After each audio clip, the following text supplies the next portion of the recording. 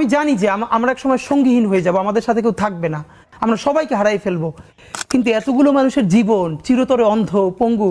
কিভাবে এটা আমি অনেকবার বলছি, ঢাকা বিশ্ববিদ্যালয়ের মসজিদ থেকে নামাজ পড়ে বেরোচ্ছে, টিআরটি ওয়ার্ল্ড একটা ছেলেকে ইন্টারভিউ করবে, জুলাইয়ের আহত, তো আমাকে দেখে ওনারা কথা বলতেছে, তখন ছেলেটা শুনতেছে যে আমি এসছি, ও কোরআনের হাফেজ, মনে হয় 21 না 22 বছরের, 2 চোখ চিরতরে হারাই গেছে, আলো ফিরবে না।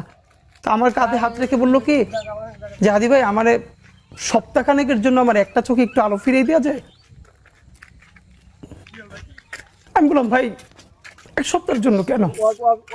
বললো ভাই অন্তত আমার মারে আমার খুব একবার দেখতে মন চাই, আমার মা আমার অনেক নিষেধ করছিল অন্তরণে যাইতে, আমি ফিরে আসার সময় মারে দেখি নাই, আমার একটাবার মন চায় আমার মারে দেখি। তো যারা হাজার হাজার কোটি টাকা পাচার করে বিদেশ চলে গেছে,